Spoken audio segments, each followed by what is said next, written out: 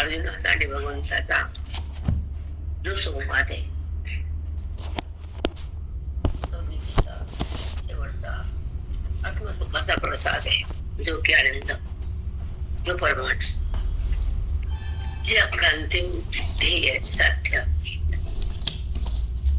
जे आपल्याला भगवंत अर्जुनाला गीतेच्या माध्यमातून सहज अर्जुनाला ते बोध रूपानं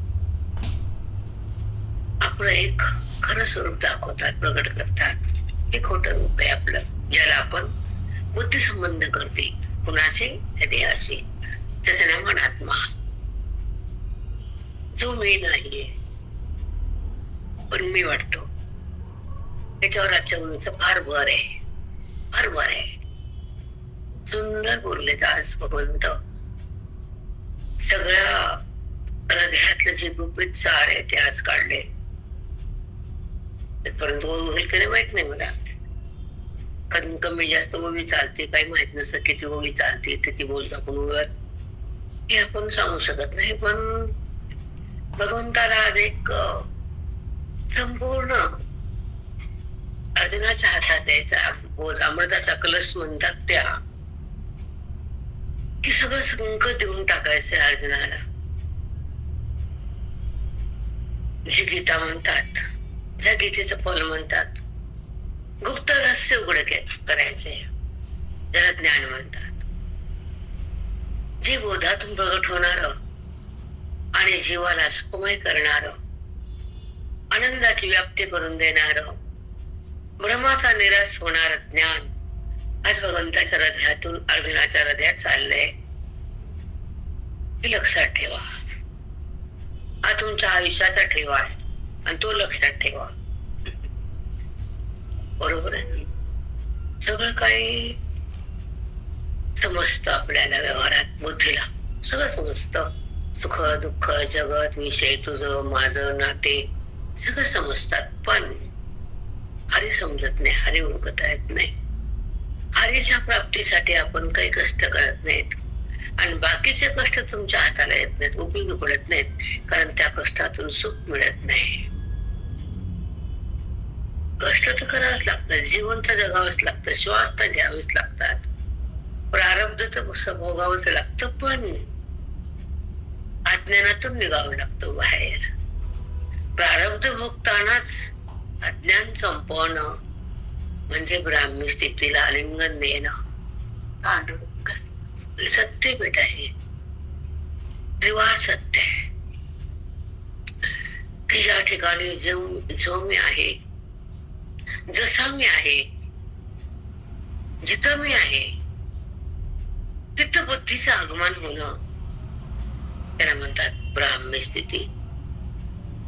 गीतेचं फल म्हणतात, वेदाचं स्वारस्य म्हणतात, अंतःकरणात असलेल्या शिवाची भेट म्हणतात.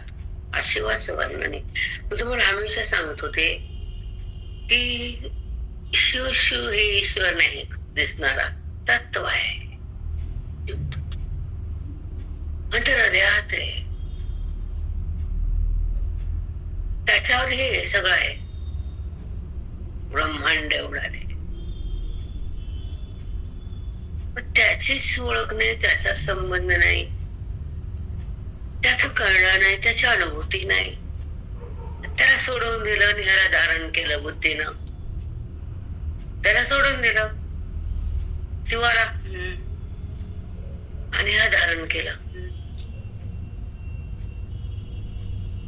का बरं सोडून दिलं बुद्धीनं शिवाला? त्या धरलं शिवाला. नीट ऐका सरोजा, फक्त ऐका. याला शिवाला सोडलं, शवाला धरलं. माहितीत ना शव मध्ये गेला ते शव आहे म्हणजे प्रेत, आणि तो शिव आहे. मग आपण ह्याच्याकडे का ह्याच्याकडे खरं सांगायचं, हा तरी कळत नाही की आपण याचा संबंध करतो. तादात मी समयचा मोह आहे, याची ओळख आहे, याचं प्रेम आहे, आणि ह्याचा संबंध सदा बुद्धी वागवती. मग तुम्ही ह्याचा संबंध वागवून हे जर खाली गळालं पडतच ना ते, ह्याची रक्षाच होते ना शेवटी, राख.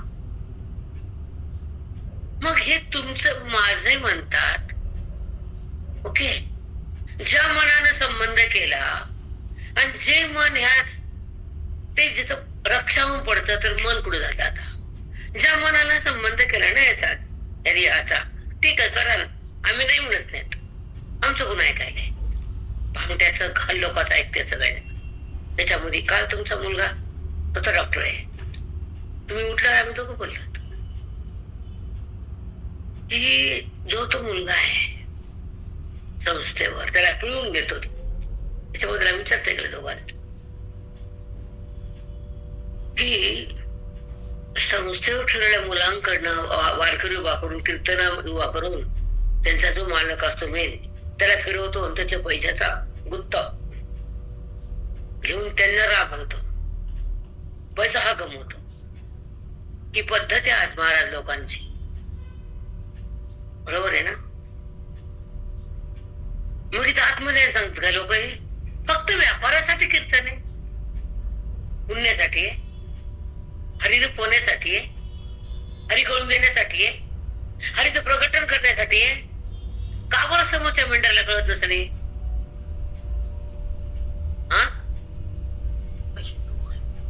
ऐकणारे बोलते मी, ऐकणारे तशीच मेंढर येत जाणारे, शेड्या मेंढ्या माहिती सगळं ऐकतात नाही लोक.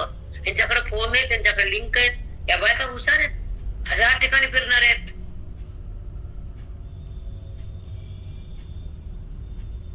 पण तिथंच जाऊन बसतात. पुन्हा अजून समाज बोलते, माझे काय 4 लोक आहेत, त्याचा विषय नाहीये. पण जे आज जागतिक लेवलवर जे चालले भ्रष्टाचार धर्माचा, तो चालू ते सगळ्यांना माहितीच आहे. पण जे परमार्थाचं मार्केट आहे तिथं हरी प्रगटेल का? मला हे सांगायचं ना. कोण कसं करायला हा जगाचा नियम आहे, बघणारा पांडुरंग आहे, तो आपला विषय नाही. म्हणजे मग आम्ही काल दोघं बोललो, डॉक्टर साहेब आणि मी. त्यांना सगळी परिस्थिती माहिती ना, आनंद जवळच आहे ना, ते जातात त्या क्लिनिक भेट द्यायला, चर्चा पडतेच का ना. तर तुझा कसा विषय, आपण थांबू शकत नाही, अत्याचार आपल्या त्यानं थांबू शकत नाही आपण, तो चालणार, इथून पुढे जास्त होणार, तो विषय नाही. पण मी तुम्हाला एक सांगते की त्याच्यातून समोरच्याला काय मिळतंय? काहीच नाही. पण आत्मचिंतनातून तो कळतो, पाठातून तो मिळतो, संताकडून तो प्रगटतो आणि जीवात्मा अमर होतो, मरत नाही, मृत्यूला पावत नाही. हे ज्ञान आहे आपलं बेटा. मला हे सांगायचं, मला माझ्या निंदेकडे पात्र व्हायचं नाही मला, पण त्याच्यातून काहीच मिळत नाही हे सगळ्यांना सांगायचं आवर्जून की जे आत्मचिंतनाचा पाठ आहे, अलौकिक आहे आपला. आपला विषय होता की हा देहाचा संबंध करा, प्रत्येक जण करतोच ना. मी छाया वाटतं, माझा देह वाटतं, माझे लेकर वाटतात, माझं घर वाटतं, माझी प्रॉपर्टी, माझे जायजात वगैरे, माझा पत्र, माझे इंद्रिय, माझा डोळा, माझा कान, सगळं मी आणि माझंच आहे बेटा. अज्ञान दशेमध्ये अंतःकरणामध्ये असणाऱ्या वृत्तीचं स्फुरण अविद्या दृष्टीनं देहाला जडाला माझं म्हणतं, आणि ज्ञान दृष्टीनं अविद्येचा नाश करून ब्रह्मज्ञानामध्ये अंतःकरण प्रवेश होतं. तेव्हा दिव्यत्व तयार होऊन जीवाशिवाचं मिलन होतं. तेव्हा मी देह नाही असा निश्चय होतो, परमात्मा प्रगट होतो, वेदांताच्याकडे बुद्धीचा प्रवाह जातो आणि परमात्मा बुद्धीमध्ये समाविष्ट होतो. आणि तेव्हा बुद्धीचा आणि ईश्वराचा संबंध होतो. तेव्हा तो मी आहे, तो मी आहे, तो मी आहे असा अनुभव येतो. हा विद्यार्थाचा सिद्धांत हृदयात येतो. तो जीवनमुक्त महात्मा जगावर अविद्येवर मात करतो आणि स्वतः आपल्या आपल्या अधिष्ठानाकडे, आपल्या स्वरूपापाशी विराजमान होतो. हे दिव्यत्व ज्ञानानं संतांना रोजच्या चिंतनानं प्रगट होतं. तेच रहस्य उघड होतं, त्याच ज्ञान ज्ञानेश्वरी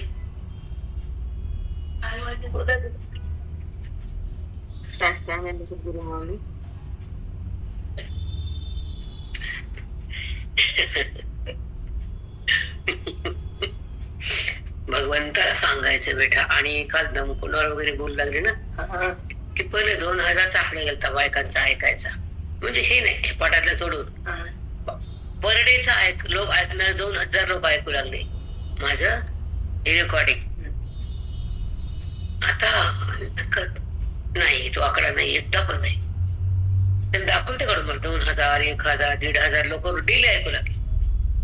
आणि आनंद वाटला लागला की आपल्या माऊलींचा गौरव आहे, माऊलींचं कुणाकडे तरी चाललंय ज्ञान. बरोबर आहे ना? जसं दुकान टाकलं तर गिऱ्हाईक व्हावं, नफा असावा असं वाटतं मालकाला.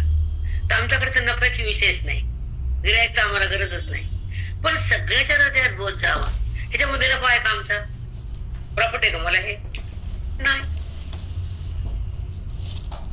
दुकानदाराला प्रॉफिट व्हावं वाटतं, नफा मिळा वाटतं, भांडवल वाढा वाटतं, आसमान उडा वाटतं. तसा आमचा विषय आहे का? कदापि नाही. नाही ना? म्हणून खरं या कलियुगात टिकतच नाही, सत्याला विजयच नाही. असत्य आणि पापी लोकांचा जय जयकार आहे सध्याच्या काळात. फक्त पापी आणि असत्य, खोटे आणि लबाड, त्यांचा जय जयकार आहे ना? असू दे, पण त्याला माहिती काय सेवा आहे आपली ते. पांडुरंग आहे ना का नाही? आहे. म्हणून त्याला कळते सेवा कोणाची आहे, कोण कशासाठी झटते आणि कोण कोणाला काय देते, कोण कशासाठी जीवन जगते, कोणाचा हेतू काय कळत नाही त्याला. कळतो बेटा, अगदी कळत. आईचं आणि मुलाचं नातं सुंदर असतंय, खूप प्रेमळ असतंय, खूप दिव्य असते ते. पण तिथं जर काही कसूर झाली आईकडनं, मुलाला सांगत नाही कारण मी आई आहे, मुलाचं मुलावर डिपेंड आहे, आपलं काय करायचं? मग जेव्हा आपण आपल्या वागण्यामध्ये, देण्यामध्ये त्याला कमी पडू नये कुठंच. आपली कसूर जर झाली तर ती बदनामी अजन्म राहते. कळालं? कोण कसं वागावं हातात नाही, पण आपण कसा जगावं हातात. कोण कसं वागावं हातात नाही, पण आपण कसं जगावं हे हातात आहे. आपण कुठली कसं सोडू नये आई मुलाबद्दल. तिथं स्वार्थ पण आडवा येऊ नये, मतलब पण समोर येऊ नये. डावाचं खेळूच नाही, कधीच नाही. मग तो व्यवहार झाला मुलाशी आईचा. प्रेम आहे का? प्रेम आहे? तस भक्ताचा आणि देवाचा असाच व्यवहार असावा, साधकाचा आणि संताचा असाच असावा. तिथं काहीच नसावं मतलब, स्वार्थ काहीच नसावं. निखळ प्रेम म्हणतात, स्वच्छ म्हणतात अंतःकरण. तेव्हा साधू सगळ्याला देतात. आज तुमचं प्रेमा खातर देऊन राहिले पुण्यात, कशामुळे राहिले? तुम्ही खत्ता नाही काय का? न तुमची जात, न गोत, न नातं, न माझं काहीच नाही. काय संबंध आहे? पण तुमच्या सोबत कशी राहते मी? एक क्षणभर तरी वाटतं का मी दुसऱ्याच्या घरात आहे, तुम्ही आहे. मग कसा आणून ठेवतो देव, कसा प्रसंग घडतो हे तुम्हाला सांगून द्यायचे. ही माझ्या आयुष्यातली अलौकिक घडी आहे. कुणाला काय पण वाटू दे, लोक ध्यानानंद लोक बोलतात, त्यांची जीव हातातच नसतील, डोकं जागर नसतं, काही बोलतात, तो त्यांचा विषय आहे, त्यांच्यावर डिपेंड आहे. पण माझा विषय, माझा अनुभव आहे, माझ्यावर डिपेंड आहे. बरोबर आहे ना? तुम्हाला आता म्हटलं की इथे येऊन चिंतन होणार आहे, ते आधीच लिहिलेलं आहे. निमित्त फक्त दाताच आहे, समजते ना? फक्त समजून घेत जा. निमित्त दाता आणि सुलोचना. पण जिथं जे घडायचं ते विधिलिखित असतं, हे कळतच नाही लोकांना. तो त्यांचा विषय, आपला नाहीये, तो सोडून द्या. पण आजचा जो विषय आहे की भगवंताचं जर हृदयातलं रहस्य अर्जुनाला शेवटी सगळं दिलं. जेव्हा आई थकते आणि जायचंय तिला, आता तिला समजते अर्जुन भगवंताला समजते. आता अर्जुनापाशी थांबायचं नाहीये आणि उद्धवाला दिल्याशिवाय राहायचं नाहीये. आता अर्जुनाचा आणि माझा संबंध संपणार आहे, मी ह्याला सोडणार आहे, मी उद्धवाकडे जाणार आहे. व्रत वृद्धपणी उद्धवाला ज्ञान दिले आणि तारुण्यामध्ये अर्जुनाला गीता दिली आहे. राधेला छोटेपणी प्रेम दिले. वासुदेवाचा संबंध त्यानं भोगलाय.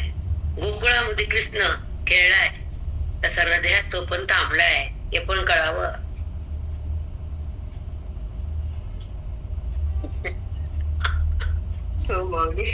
खूप सुंदर.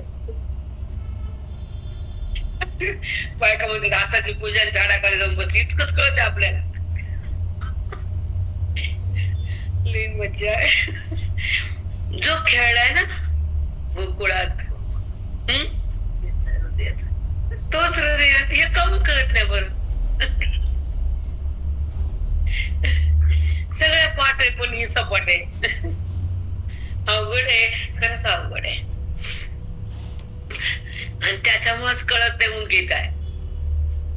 तो खेळालेला बघून बाहेर वाटतो, तो खेळणारा बाहेर कळतो, दिसतो, पण हा आत खरा असतो. बाप रे बाप.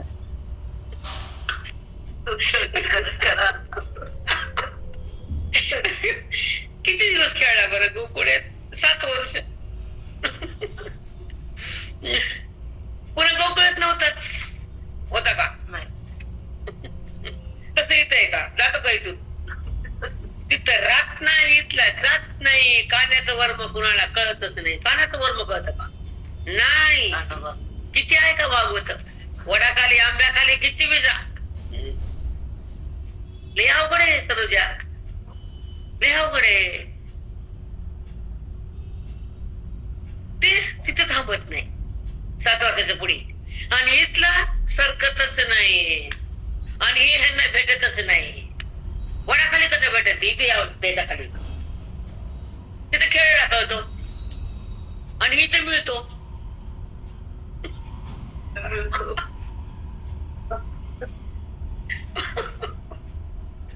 किती डिफरन्स आहे, अंतर आहे की नाही? झोपले वाटतं मधले सगळे झोपले का? झोपा. तो ईश्वरी असे हृदय तुझ्या, तो ईश्वरी असे हृदय तुझ्या. तुम्ही बोलले का नाही, तो खेळणारा गोकुळात हसणारा हृदय आहे. त्याच्यात विषय निघा. पण कसा असतं की कसा विषय निघतो तोच? काय तशी लिहिलं बापरे बाप. मी तर ह्याच्यात वाचलाच नाही. मी जागं जाणं येणं टेन्शन डोक्यावर माझ्यासारखं. हॉस्पिटल जाणं येणं. बसल्या शिवाचं बी निघाल माही उद्या शिवरात्री. ते पण शिवाचंच आहे ना. म्हणजे कसा भगवंत साथ देतो. म्हणून निवांत राहायचं बेटा, शांत. आता ईश्वर सोबत आहे ना, बाकीच काय? कोणी असो सोबत, कोणी नसो. निवांत शांत एकांत तो भगवंत. निवांत राहायचं, तळमळ करून टाकायचं. ते अवघड आहे. सुविधा आता बिनगाव कळते. अवघड आहे बेटा. चल, तो ईश्वर असे हृदय तुझ्या, ते अदृष्टाना दिसे न खरे ईश्वर वसे. ते अदृष्ट वेगळं जरी असलं आणि तो सगळं ईश्वराच्या आधीने अदृष्ट. तुम्हाला कसं समोर आणायचं, तुमच्या समोर कोणतं दुःख प्रगट करायचं, तुम्हाला कसं खेळवायचं, ते त्याच्या ईश्वराच्या हातात आहे. पण तोच ईश्वर तुझ्या हृदयात आहे हे भगवंतानं सांगितले अर्जुनाला.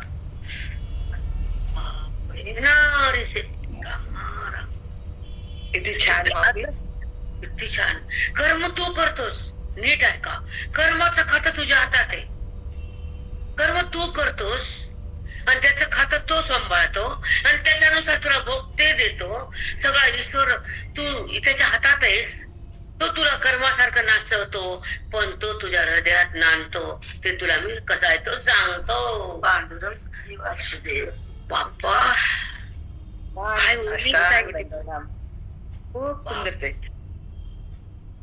चिंतन खरं भागवत हेच आहे. खरं भागवत आहे हे. मॅडम म्हणली मी आता सोडून दिलं ऐकायचं. म्हणलं तुम्ही शहाणे आहेत. म्हणलं आम्ही येडे आहेत. म्हणे बाई लय इंडत होते, आता नाही इंडत कुठं. हे धरलं तुमचंच गोष्टी. नाही ते झालं ऐकून. आता हे करायचं झालं ना. शेंगा आणल्या शेतातून, आता फोडायच्या. नांगरलं, पेरल्या, आणल्या. आता शेंगा फोडावं लागतील ना शेंगदाणे खायला. आता ती म्हणते शेंगा आणल्या शेंगांना किड्यानंच खाल्ल्या, तिनं फोडल्याच नाही. तसं आज्ञान फोडलंच नाही, किड्यानंच खाल्लं. तसे तुमचं हे बहिरंगात राहून तिथंच बसणं. त्यामुळे मी आता जाणं बंद केलं. ताई मॅडम लई पळत होते मला भागवताला, लई अपाट. आता हे म्हणलं बरं आहे ना, मग टर्निंग पॉइंट वळावं लागल ना. पायऱ्या चढल्यानंतर मंदिरात जावं लागल ना म्हणलं मॅडम. पण पायऱ्या चढतो पण गाभाऱ्यात शिरावं लागल ना, तर देव दिसल. तर संतकरणात जावं लागल तर तो दिसल. या पायऱ्यात म्हणतात चढायच्या पायऱ्यात या बहिरंग. पण समजून कोणाला समजतच नाही ना. समजून समजणे कालवात आहे.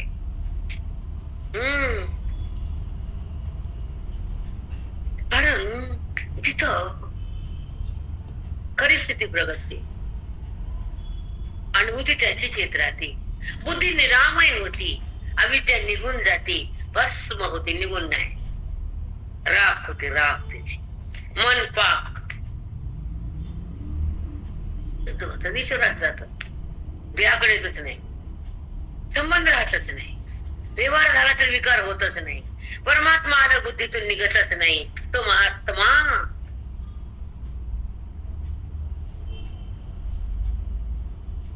असा व्यवहार असतो त्याचा.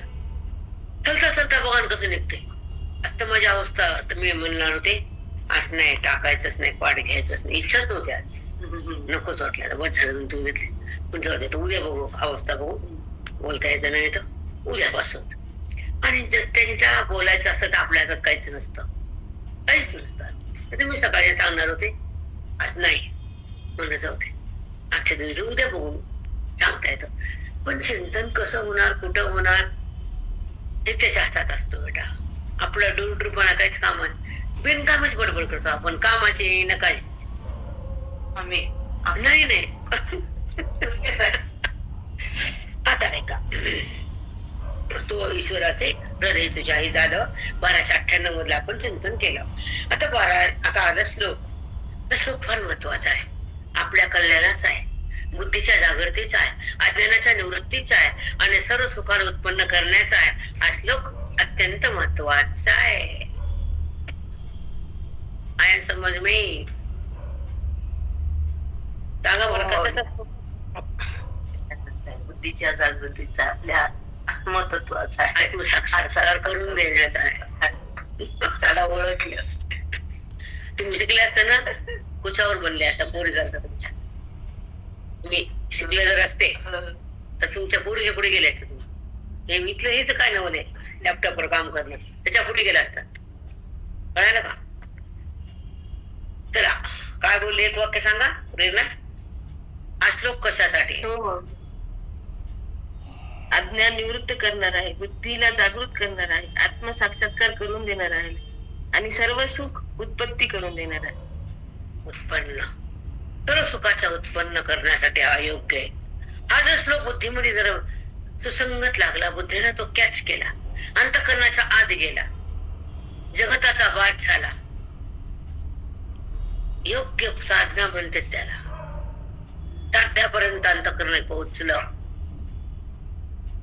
हा बेटा, साध्यापर्यंत अंतःकरणापुढे पोहोचलाच, परमेश्वरापासून जाऊन थांबलंच, त्यानं भगवंताला जाणलंच आणि तिथे ते रमलंच आणि तिथे ते एक झालंच, शिवापाशी गेलंच आणि शिवरूप झालंच.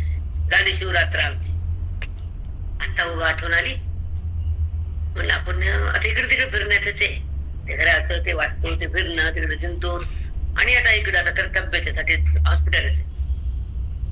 त्याच्यामध्ये ते पारायण वगैरे राहून गेलं आणि सकाळी काल तुम्ही वाचताना म्हणला आली जाऊ दे, आपलं नाही तर नाही, पुन्हा करू.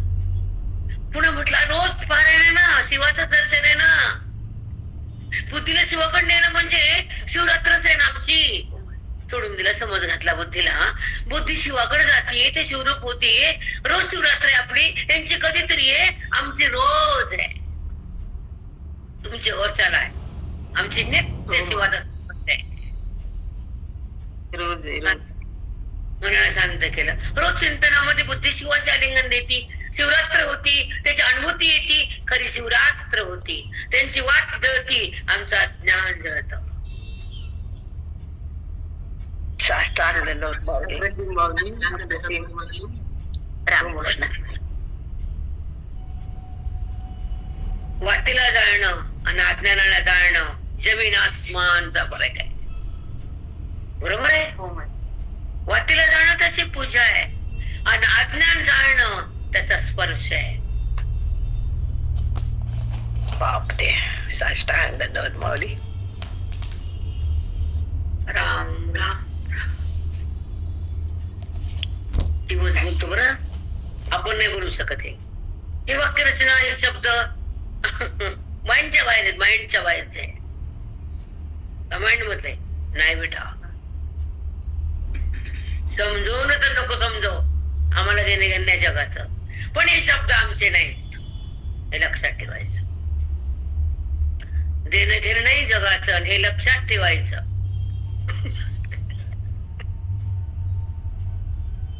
कोण कसं समजू, आम्हाला काय करायचे?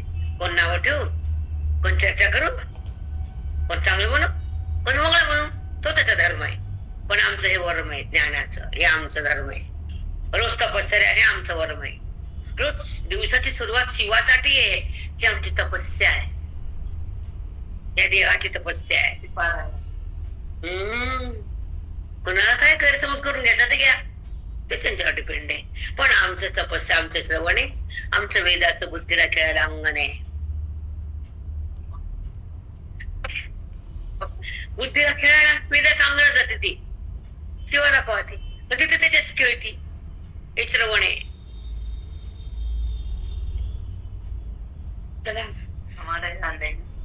खंडान अध्याय 18 आणि श्लोक 61. ईश्वर सर्वभूतानां हृदये तिष्ठति ब्राह्मयन्तर्भूतानि यन्त्ररूढानि मायया. ब्राह्मयन् सर्वभूतानि यंत्ररूढानि मायया. ब्रह्मानं ते जीव मायेच्या द्वारे जीव कसा खेळवतो इकडं. यंत्ररूढानि मायया. एकदा बटन जर दाबलं, लाईटचं बटन, तो कारखाना खट खट खट खट चालू होतो, सगळी यंत्रणा चालती. पण त्या बटनवर तसं ईश्वराचं बटन आणि यंत्र हे सगळे इंद्रिय.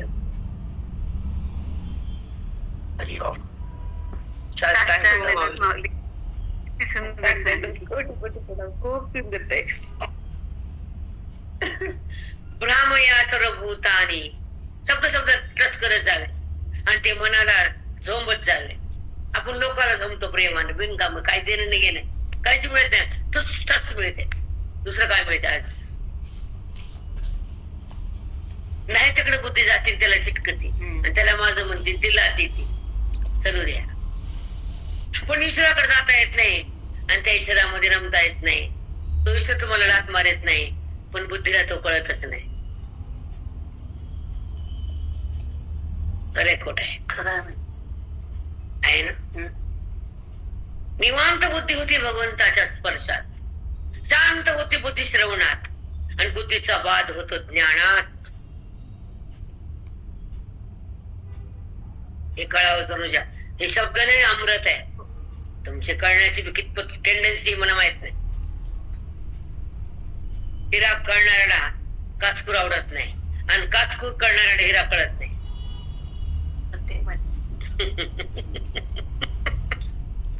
काच आणि हिरा दोन्ही सारखा नाही, तसा अज्ञानी आणि ज्ञानी सारखे नाही. काच काच पायात घुसतो.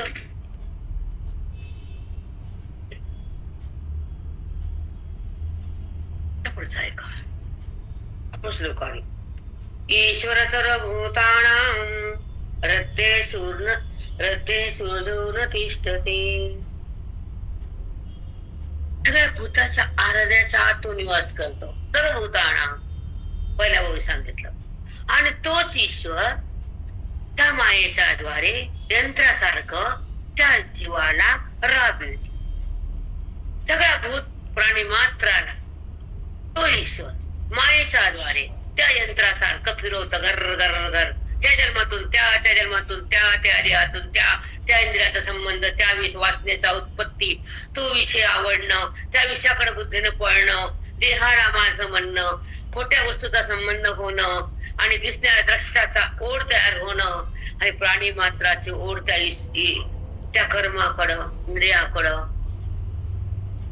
सहज होती. अज्ञानामुळं, माझ्या न कळण्यामुळं. मी तर आतच आहे, पण माझं दर्शन नाही, माझा संबंध नाही, माझी जाणीव नाही, देहाची जाणीव जात नाही, वृत्ती चंचल थांबत नाही, ती ईश्वराकडे येत नाही, तिला त्याचा स्पर्श नाही, त्याची तिला कळणं नाही, त्याची तिला काही देणं घेणं नाही.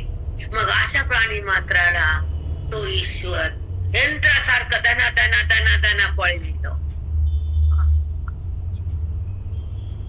रामया राम राम आई. किती भयानक आहे खूप माऊली, सुंदर, कळत नाही आपल्याला. खूप छान. कसं चिंतन ऐका, तुम्ही ऐका, खूप सुंदर आहे. भ्रामयन सर्वभूतानि, भ्रामयन भ्रमिष्ट झालेले, भ्रमामध्ये बुद्धी प्रवेश केलेली, जो जडाला धारण केलेली, जगताकडे वाहत गेलेली, मनात जाणलेली भ्रमिष्ट बुद्धी, भ्रमात असलेली बुद्धी, मायेच्या अधीन असलेली बुद्धी, विकारात असलेली बुद्धी, व्यवहारात गेलेली बुद्धी, इंद्रियाचा संबंध केलेली बुद्धी, खोट्यामध्ये रमलेली बुद्धी, ती भूत प्राणी मात्र मी माझ्या सगळ्यांना त्याला नाचवतो, यंत्रासारखं पळतात ते. भ्रामया सर्वभूतानि यंत्ररूढानि मायया, यंत्ररूढानि मायया. मायेच्या द्वारे जसे यंत्र फिरत घर घर घर मशीन चालतो कारखाना, तसा देहाचा पंचज्ञान इंद्रियाचा पंचकर्म इंद्रियाचा कारखाना मी मध्ये बसून चालवतो. आणि आपण म्हणतो मी केलं, माझ्यामुळे झालं, या घरात मी टिकले. नको टिकू बरं, तू निघून जा, आत्ताच निघून जा, एका क्षणात तलावतो. बघ तुझं घर आता का उडून जात ते. काय वाटतंय ते म्हणतात तुझ्या हृदयापासून मी यंत्र चालवतो, सगळं यंत्र पळतं माझ्यामुळं, मायेच्या द्वारे सगळं सर्वभूतानां. हे संख्या सर्व जे वाचतात ना बाया, आंधळे डोळे नुसते यांचे, काही कळत नाही, काही कळत नाही. मी पाराच्या बायका लय झोडपून काढत होते परभणीत, प्रेमाच्या बायका. हो ग छाया लय बोलतीस, मग नरड दावी, मग नरड दावी तुझं म्हणलं, आवा बोल नको माझ्या पुढं. अरे मैत्रिणी कळतं का तुला हे? नाही ग, कामून शांत वाचत नाही, नाही नाही नाही, कामून संसारात वेळ काढायचा नाही, का बुद्धीचा मळ झाडायचा नाही, का अंतःकरणातला द्वेष काढायचा नाही, द्वेषाला का टाकायचं नाही, अंतःकरण ईश्वराकडे का न्यायचं नाही, त्या कृष्णाला मन कृष्ण कृष्ण का करायचं नाही. सांग बरं म्हणत होती तू, का चिटकती त्या सुनाला आणि त्या घराला आणि दाराला, फेकून दे त्याला, इकडे बोलत होते. ज्यांना ओळी करत होते का ते मला भेट होत्या बाया, माझ्या सोबतचा ग्रुप होता 30-35चा ह्याचा चिंतनाचा, सकाळी पाठ, दुपारी पाठ, संध्याकाळी पाठ, माझ्या मैत्रिणी त्या सत्संगातल्या. मी इकडे बिशीन बिशीतो आम्हाला, आम्ही राम काय होतं आम्हाला, न बिशी न आरडी. आताच्या बायकाला विचार, कुणाची आरडी काढावी, कधी बिशी काढावी, कधी एफडी मोडावी. बाबा बाबा आम्हाला ना एफडी ना आरडी बेटा, आमची एफडी कृष्ण आहे, आमची आरडी ज्ञानेश्वरी आहे, ते आमच्या खात्यात चालली.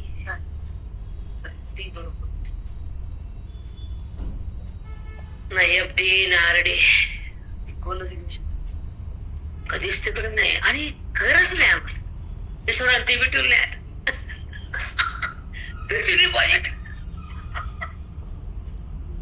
खरंच लई मजा आहे, तिकडं सोडून द्या, तो देतो पदरात बसा, बस टाकतो करोडो करोडो. म्हणून आरडीकडे पळू नये. खरडीन आरडीन काय, त्याला सगळं द्यावं सर्व, ते इतकं देतो. आणि गणित अगणित देतो, अगणित. पण आयुष्य वाढल्या वाढल्यावर नंतर ते आवडत नाही. कशाला आवडेल ते, ए बाबा मला हे घे, ते म्हणतो हे बी घे आणि ते बी घे. आया क्या समझ में. आता ऐका,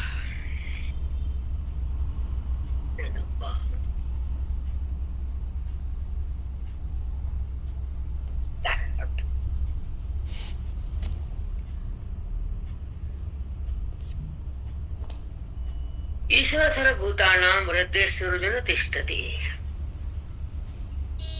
ईश्वर सर्वभूतानां, सगळ्या प्राणी मात्र भूताच्या आत्मीय आहे. आणि मग मी काय करतो, ऐका पुढच्या श्लोकात आहे, भ्रामयन सर्वभूतानि, भ्रामयन सगळे आपण भ्रमात आहेत, भगवंतात कुठे आहेत, सगळ्या भूताला तो नाचवतो. कसा, कुणाच्याद्वारे, यंत्ररूढानी मायया, यंत्रासारखं पळवतो मायेच्या द्वारे. सर्वभूत मात्र प्राणी मात्राला मायेच्या द्वारे यंत्रासारखं तो हृदयामध्ये बसून सगळ्याला नाचवतो. किती सुंदर श्लोक आहे. मला समजत नाही, लोक दुसऱ्याच अर्थाने बघतात, तिकडे तिकडे काही पण बोलतात. अरा किती सुंदर आहे श्लोक. मग हाच भावाचा टच करू द्या, पूर्ण व्हावे लागतात. दुसरं तिसरंच बघत येत, ऐकत येत, चर्चा दुसरीच करते. चला आता ऐका. सर्वभूताच्या अंतरी हृदय मांबरी चिदवृत्तीचा सहस्त्र करी उदयला असे जो, चिदवृत्तीच्या सहस्त्र करी उदयला असे जो. हजार वृत्ती, हजार रूपानं तो उदय पावला. चिदवृत्तीच्या अंबरी, चिद म्हणजे चैतन्य वृत्ती, अंबरी म्हणजे चित आकाश. चित आकाश म्हणजे ज्ञान वृत्ती, कळणं. न कळणं म्हणजे आकाश नाही, नक म्हणजे जड बुद्धी. पण चिद आकाशात म्हणजे जिथं बोधाची सामुग्री भरभरून आकाशात हृदयाच्या साधूने भरून दिली वेदाच्या द्वारे. साधकाच्या हृदयामध्ये जिथं आकाश असतं, कारण तिथं सगळा बोधाचाच प्रकाश असतो. आणि तिथं ती वृत्ती जागी होती आणि ती चैतन्य शक्ती ती मी आहे अशी अनुभूती येते. जडाची निवृत्ती होती, बुद्धीश्वराच्या आत समर्पित होती आणि तो मी आहे अनुभूती येते. तो सहस्त्रकरण आणि उदयला आहे, चैतन्य शक्ती आहे. ती मायेच्या त्या ठिकाणी ती व्यवहार करणारी माया आहे. दोघाचा संबंध आहे, त्याची स्फुरण आहे आणि तिचं कार्य. दोघाच्या संबंधाने हा व्यवहार आहे. हे ज्याला कळतं तो निर्व्यापार निर्विकार. रामकृष्ण हरी. साष्टांग राम राम माई. छान होत. खूप सुंदर. छान महाकन्नावास. हे करण्यासाठी आपलं आयुष्य आपण दिलं. तुमची तळमळ बायकाला मी सकाळी येणं सोपं नसतं. इकडं अभ्यास करत नाही ना, बोलावं लागतं. बाकीचे त्यांची जे तळमळ आहे कळत नाही म्हणून आले लोक.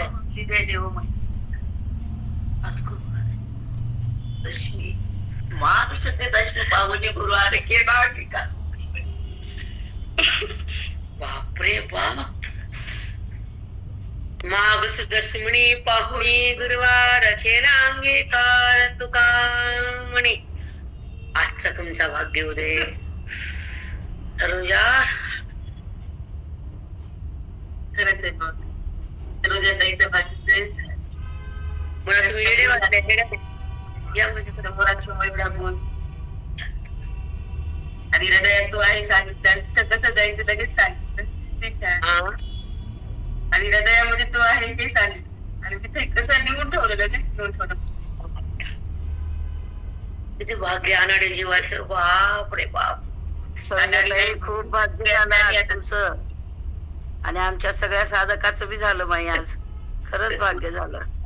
शांत तुमचं भाग्य बेटा आहे. अशा जीवाला निस्पृह शुद्ध शुद्ध खळखळांत करण्या बाईचं. बापरे खरंच आहे. भक्ती किती प्रेम आहे. किती प्रेम आहे गुरुचं प्रेम. जशी गंगा वाहते तशी बाई माझी. बाप रे बाप. माघ दशमी आज, माघ शुद्ध दशमी पाहुणे अंगीकार केलात. माघ शुद्ध दशमी पाहुणे गुरुवार केला अंगीकार तुका म्हणे. त्या दिवशी त्यांना छान ताई. तर तुझ्या भक्तीचं फळ आहे ग. सगळं एकवटून आलंय. रामकृष्ण हरी ताई. साष्टांग नाही ग, सगळं आले बघ. माघ महिना, दशमी, गुरुवार सगळंच घडून आले सरोजा. आणि गुरु घरी आहेत. गुरु घरामध्ये आहेत, त्यांच्या हृदयामध्ये बी आहेत, घरामध्ये बी आहेत. गुरुच खूप खूप सुंदर. भाग्य आहे तुमचं. बरोबर. तुमच्या सगळ्याचा आशीर्वाद आहे. पहिला गुरु मथुरा नाही. नाही आणून ठेवली.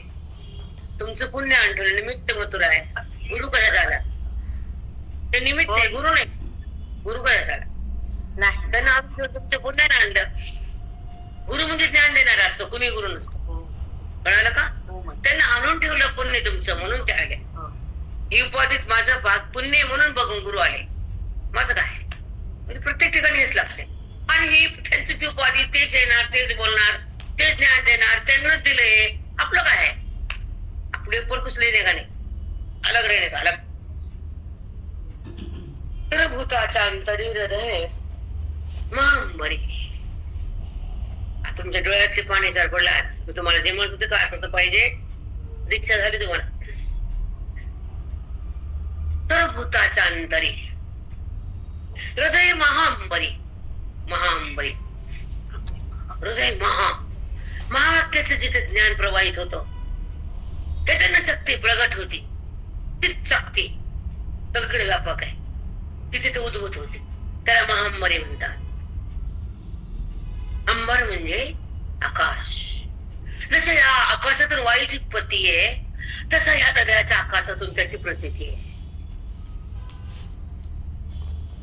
बापरे, साष्टांग दंडवत माऊली.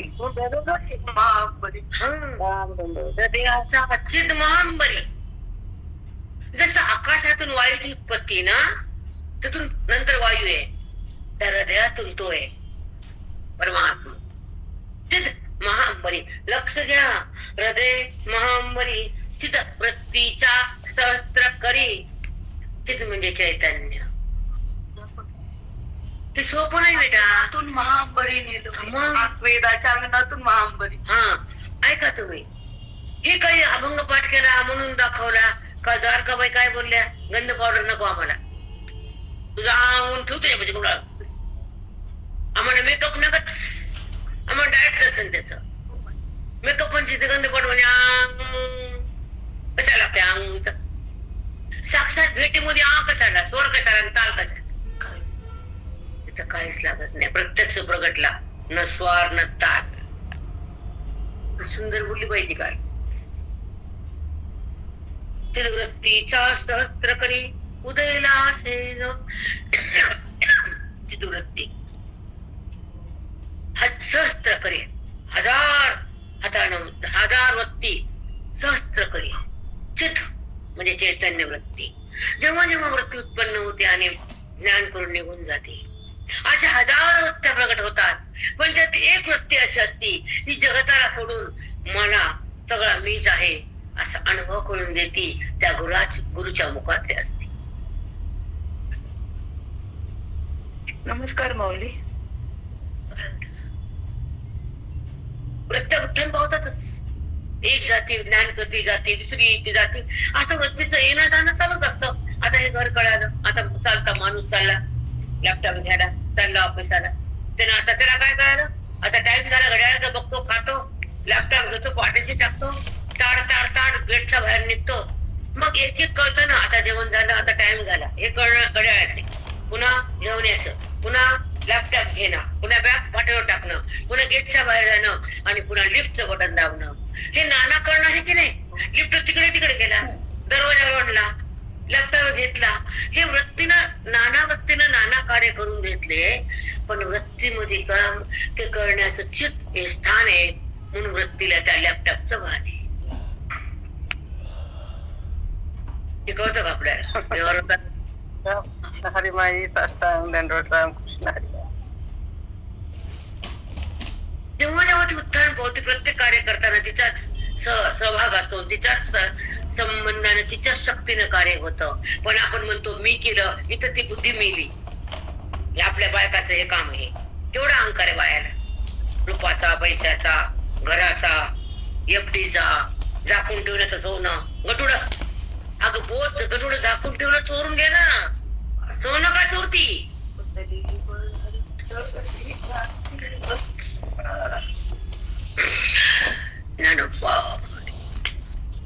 संसारात हुशारी काहीच कामाचे नाही. नाही नाही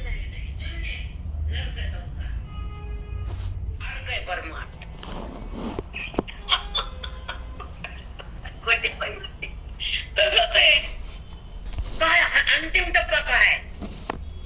10 किलो सोनं जमा केलं, ओके, उदाहरणार्थ फॉर एक्झाम्पल, झाकून ठेवलं, माझ्यापाशी सोनं आहे, बरं ठेव, झाकून बी ठेव, जगाला दाखवू नको, बरं नको दाखवू.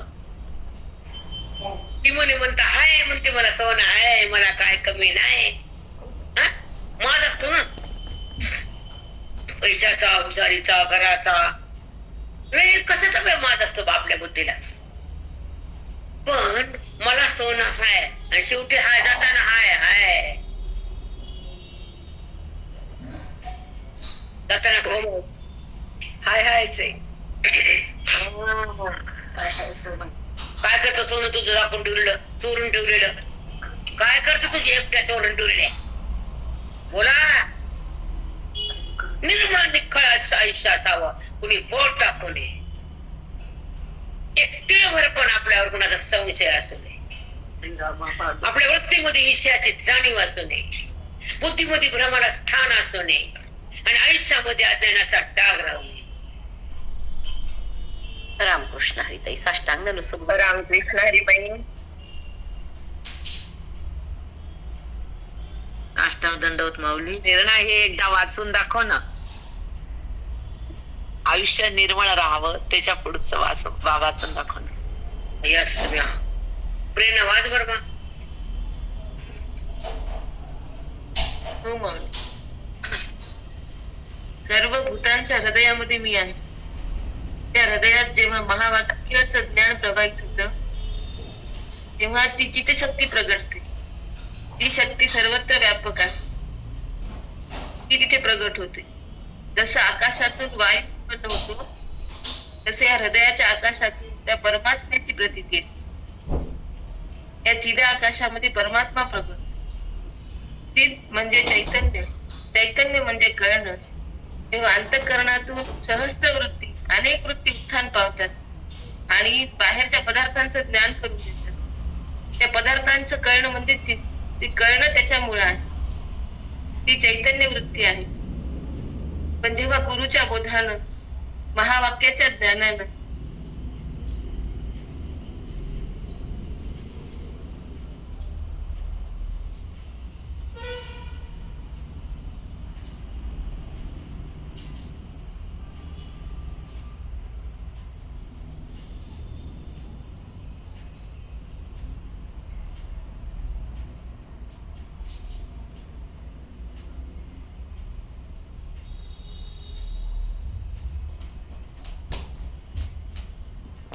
माझ्यामध्ये प्रवेश करते, अंतर्मुख होते आणि सगळा मीच आहे ही अनुभूती जेव्हा येते, तेव्हा ती गुरुच्या ज्ञानाची दीक्षा असते.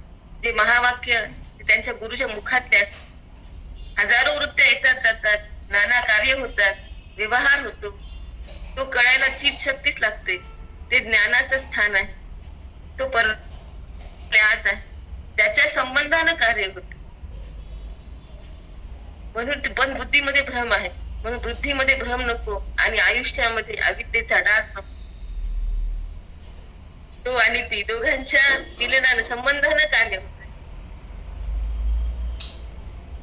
पण बुद्धी म्हणते मीच केलं. खरंच ज्ञानानंच हा संबंध विच्छेद झाला. म्हणून जन्माला आलो तर अविद्येचा डाग कशाला, देवभाव कशाला, वृत्तीचा संबंध जडाचं कशाला. अज्ञानी हे संपवण्यासाठी आपण हा जन्म आहे, भेट टाकण्यासाठी हा जन्म आहे, अनुभव टाकण्यासाठी हृदय आणि त्याला प्राप्त करण्यासाठी वेद आहे, त्याची अनुभूती घेण्यासाठी हे चिंतन आहे आणि त्याच्या अनुभूती घेतल्यानंतर तिथं थांबण्यासाठी तो आहे.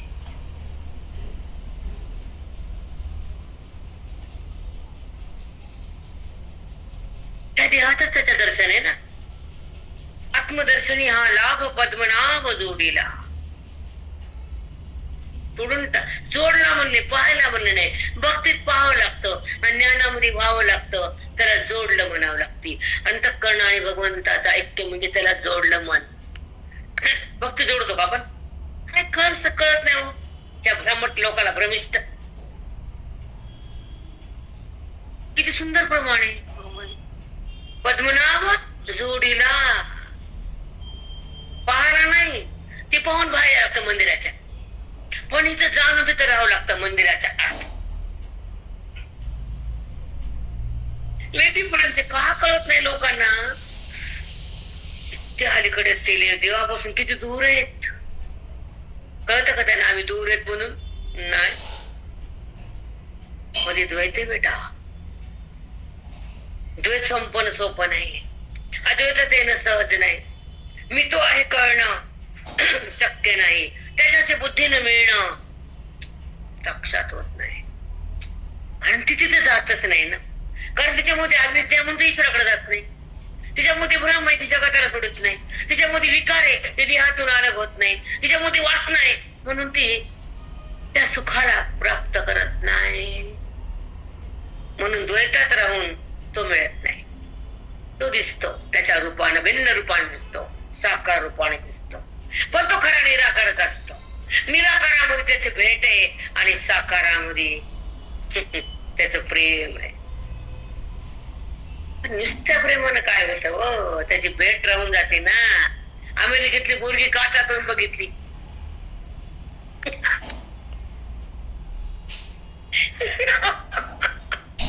व्हिडिओ अमेरिकेतली पोरगी काचातून दिसली. तुझ्या जवळ आहे का? 7 समुद्र पार आहे तरी बी कळत बाहेर. ती दिसायची काचातून. धरता येते का तिला? घास खाऊ घालता येतो का तिला? हे खा, मा पुरी केली आज, पालक पुरी खा. खाती का ती काचातून? तेवढं अंतर आहे द्वैताचं आणि अद्वैताचं. कारण सप्त समुद्र ते अमेरिका आणि हे 7 कोश, पंचकोश वगैरे वृत्ती नावी त्या 7 झाले की लावा कसं बी काही पटवून द्यायचं ज्ञान.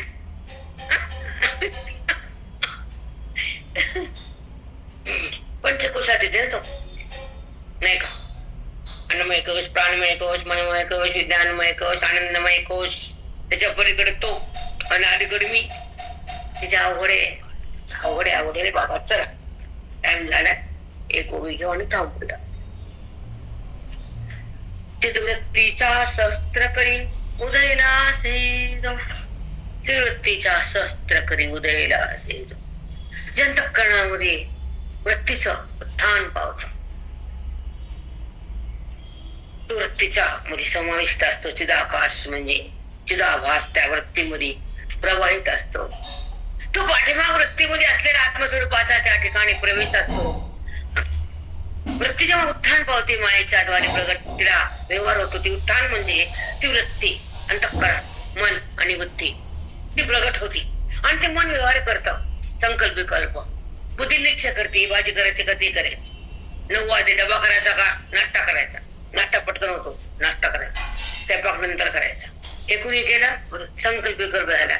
लवकर होतो. निश्चय बुद्धीने केला, व्यवहार वृत्तीने केला. पण वृत्तीमध्ये साक्षात्कार त्याचा संबंध असतो, त्याचा साक्षात तो असतो.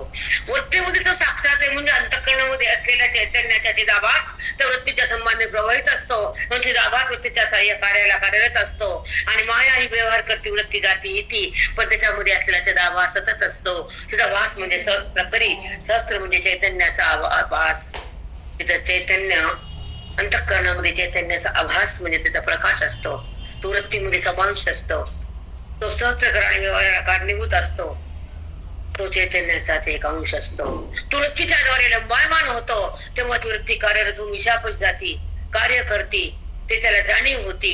अव्यवहार त्याचा होतो, त्याचा मूळ होतो पण ती करती. हा समन्वय ज्ञानाचा असतो आणि मग परमात्म्याचा असतो.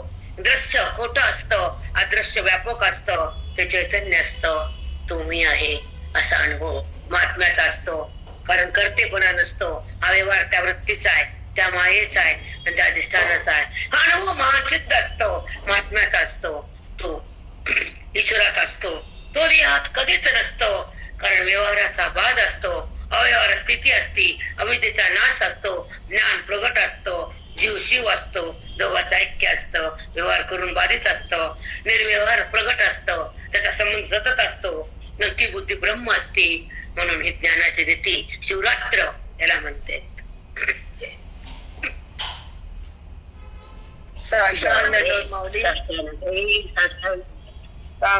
कोटी कोटी प्रणाम. साष्टांग दंडवत माऊली, कोटी कोटी प्रणाम. खूप छान ताई. साष्टांग दंडवत ताई, साष्टांग दंडवत ताई, कोटी कोटी प्रणाम.